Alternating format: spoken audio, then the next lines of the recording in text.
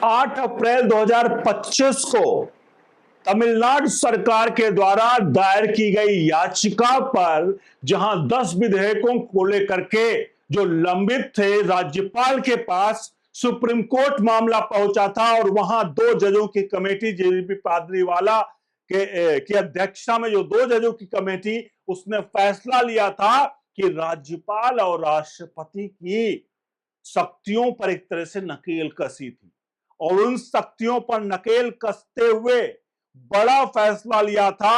और ये बड़ा जो फैसला है कहीं ना कहीं राष्ट्रपति वर्सेस राज्यपाल जो है उसमें उन सब मामले में अब चीफ जस्टिस ऑफ इंडिया के सामने फाइल पहुंच गई है, यानी कि सीजीआई इसकी सुनवाई कर रहे हैं।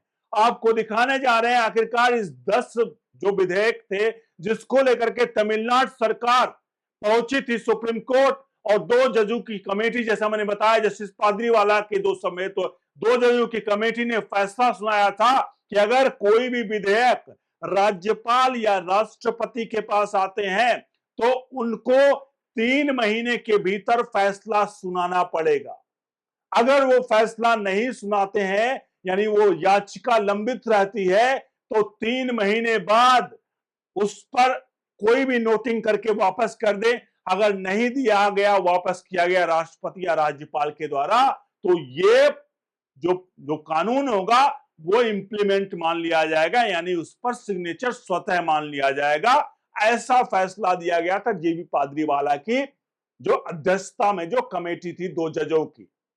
और उसके बाद पूरा मामला उफान पकड़ा था। उपराष्ट्रपति से लेकर राष्ट्रपति ने कई सवालिया निशान खड़े किए थे।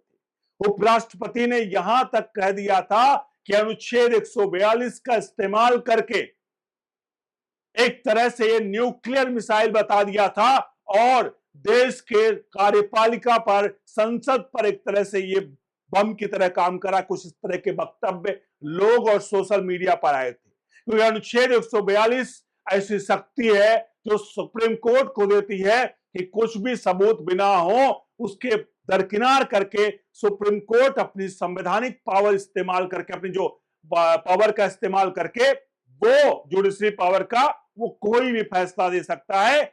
और वहां पर फैसला सुनाया गया कि राष्ट्रपति और राज्यपाल को 3 महीने के भीतर फैसला सुनाना पड़ेगा। इसके बाद राष्ट्रपति ने 14 सवाल भी पूछे, जिन सवालों का जवाब पूरा देश एक्सपेक्ट कर रहा था कि सुप्रीम कोर्ट से आएगा। अब उन्हीं सवालों का जवाब सुप्रीम कोर्ट की तरफ से क्या पहल की गई है, चीफ जस्टिस ऑफ इंडिया की कोर्ट में पूरा मामला पहुंचा है, आपको दिखाने जा रहे हैं। आपसे अनुरोध करेंगे पूरी वीडियो को देखिएगा, लाइक शेयर जरूर करिएगा और इस पूरे वीडियो पर आपकी राय प्रतिक्रिया जरूरी हो जाती है और लाइक करके हाइप का बटन दबाना ना भूलें। नमस्कार, मैं मानस मिश्रा, ओनली न्यूज इंडिया में आप सभी का बहुत बहुत स्वागत करता हूं। बताते हैं पूरा का पूरा मामला। जैसा कि मैंने आपको थोड़ा बताया मामला कि आखिरकार मामला क्या था। अब मामला ये पहुंच चुका है, जो फाइल थी 14 सवालों वाली, वो 14 सवालों वाली फाइल अब chief justice of India B R. Gavai की कोर्ट में पहुंच चुकी है। और बी.आर. गवई की कोर्ट में ये जो मामला है इसमें 5 जजों की खंडपीठ इसकी सुनवाई कर रही है। वो 5 जज कौन है, मैं आपको उनके नाम बताता हूं। वो 5 जज हैं, खुद चीफ जस्टिस ऑफ इंडिया है, इसके अलावा justice Suryakant, justice Vikram Nath, justice P S. Narasimha और जस्टिस ए.एस. चंदूरकर इसमें शामिल है। 5 जज। आपको बता दूं इसमें सबसे अहम पॉइंट, ये 14 सवालों पर विचार करेगा ये 5 जजों की कमेटी। लेकिन एक बात सबसे इंपॉर्टेंट है जो जिससे पहले उपराष्ट्रपति जगदीप धनखड़ ने भी उठाई थी कि कभी भी जब कोई संवैधानिक मामला आता है तो उस मामले पर अगर कोई सुनवाई होती है तो कम से कम 5 जजों की खंडपीठ ही सुनवाई कर सकती है। लेकिन जब तमिलनाडु सरकार द्वारा याचिका लगाई गई कि 10 विधेयक उनके लंबित हैं और राज्यपाल उसको आगे फाइल नहीं बढ़ाने यानी उसके सिग्नेचर नहीं कर रहे हैं, उसके बाद 2 सदस्यीय जो होती है सुप्रीम कोर्ट की कमेटी जस्टिस पारदीवाला की अध्यक्षता में, वो ये फैसला सुना देती है कि राष्ट्रपति और राज्यपाल को 3 महीने के भीतर ही फैसला लेना पड़ेगा, नहीं तो फैसला इंप्लीमेंट कर दिया जाएगा बिना राज्यपाल और राष्ट्रपति के सिग्नेचर के। अब थोड़ा समझिएगा इस पूरे मामले को। जबकि अगर हम संविधान की बात करते हैं, जो supreme court chief justice of India B R Gavai भी कई बार कह चुके हैं कि इस देश में ना सुप्रीम कोर्ट बड़ा है ना संसद बड़ा है, सबसे बड़ा संविधान है। उस संविधान में ये लिखा हुआ है, जिसका अनुच्छेद 200 और 201 क्रमशः राज्यपाल और राष्ट्रपति की शक्तियों के बारे में बात करता है। अगर विधेयक कोई उनके पास जाता है तो उनके पास क्या क्या ऑप्शंस होते हैं, क्या लिमिटेशंस है, क्या शक्तियां हैं, उन सब का जिक्र अनुच्छेद 200 में राज्यपाल के लिए है, अनुच्छेद 201 में राष्ट्रपति के लिए है। लेकिन इस दोनों अनुच्छेद में संविधान के ये कहीं नहीं लिखा हुआ है कि राज्यपाल या राष्ट्रपति को किसी विधेयक को लेकर के कोई समय सीमा निर्धारित की गई हो। 3 महीने, 5 महीने, 6 महीने, साल भर, समय सीमा का कोई जिक्र ही नहीं है।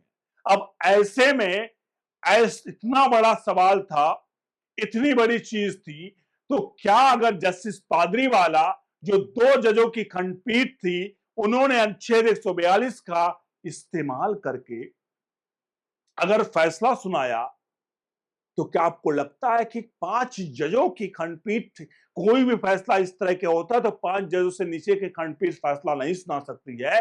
तो कैसे फैसला सुना दिया, जबकि अनुच्छेद 200 और 201 क्रमशः राज्यपाल और राष्ट्रपति के लिए कहता है कि भैया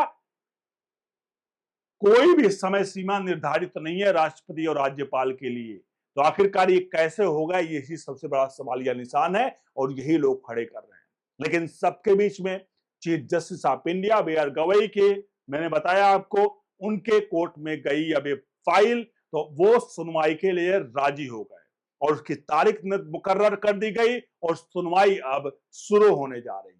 आपको बता दें, ये सबसे खुशखबरी है और लोकतंत्र के लिए सबसे बड़ी खुशखबरी है कि जस्टिस बी आर गवई ने इस पूरे मामले पर संज्ञान लिया और वो सुनवाई के लिए राजी हुए। क्योंकि आपको बता दें, भले ही अनुच्छेद 143 सबसेक्शन 1 का इस्तेमाल करके राष्ट्रपति ने 14 सवाल पूछे हों, सुप्रीम कोर्ट से सलाह मांगी हो, लेकिन सुप्रीम कोर्ट उन सवालों का जवाब देने के लिए, जो हमारा संविधान कहता, हमारी चीजें कहती हैं, वो बाध्य नहीं है। वो उनके ऊपर है, उन सवालों का जवाब दें, उस पर राय अपनी दें या ना दें। अगर नहीं देते तो भी कोई उस पर बखेड़ा नहीं खड़ा हो सकता था कानूनी तरीके से। लेकिन सबके बावजूद भी अगर chief justice of India B R Gavai ने उन 14 सवालों पर 5 जजों की कमेटी बिठाई है, खंडपीठ बिठाई है, और उसमें खुद वो है, इसका मतलब वो इस पूरे मामले पर कितना ज्यादा संगीन वो मानते हैं और कितना ज्यादा उस पर वो कहीं ना कहीं संजीदा इस मामले को लेकर के वो सुनवाई करने जा रहे हैं, ये साफ जाहिर करता है कि यही है असली लोकतंत्र, जहां वाकई में आज chief justice of India B R Gavai ने ये सुनवाई करने का फैसला लिया है। क्योंकि सवालिया निशान बहुत खड़े हो रहे थे, उपराष्ट्रपति ने कई मंचों से लेकर मंच पर लेकर के इन सवालों को खड़ा किया था कि आखिरकार ऐसा क्यों, और उसके बाद लोग भी पूछ रहे थे कि क्या सुप्रीम कोर्ट अपनी शक्तियों का गलत इस्तेमाल कर रहा है। कई सोशल मीडिया पर इस तरह के सवाल पूछे जा रहे थे, लेकिन ये कदम सुप्रीम कोर्ट का वाकई में सराहनीय है।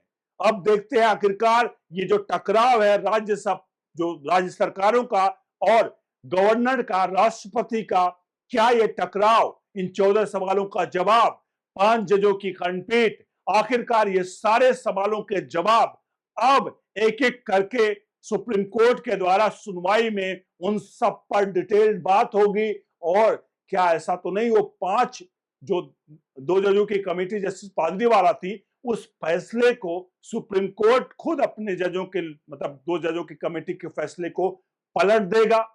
ये बड़ा सवाल है, क्योंकि जब अनुच्छेद 200 और 201 में, सोचने वाली बात है, आप सोचिए कि हमारे ही देश के संविधान में एक जगह लिखा हुआ है, संविधान में लिखा हुआ है कि भैया कोई समय सीमा नहीं है राष्ट्रपति और राज्यपाल के लिए। तो अगर उसमें कोई बदलाव करना है तो बदलाव संसद से हो सकता है, सुप्रीम कोर्ट से तो होगा नहीं।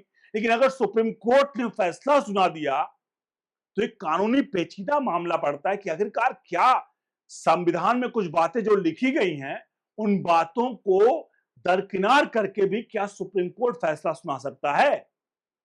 ये बड़ा सवाल है, जरा सोचिएगा अपने दिमाग में कि जब अनुच्छेद 200 और 201 में जो राष्ट्रपति, राज्यपाल और राष्ट्रपति के लिए क्रमशः विधेयक को लेकर ही है, किसी विधेयक को लेकर के है, जहां ये नहीं लिखा गया है अनुच्छेद 201 में जो राज्यपाल के लिए है, अनुच्छेद 201 जो राष्ट्रपति के लिए है, ये नहीं लिखा गया है कि भैया टाइमलाइन है कोई, तो आखिरकार ये टाइमलाइन सुप्रीम कोर्ट का फैसला क्या उस संवैधानिक जो संविधान लिखा गया है क्या उसको थोड़ा सा इधर उधर नहीं, आपको लगता नहीं कि वो पूरी तरह से उस पर फिट बैठता वो फैसला?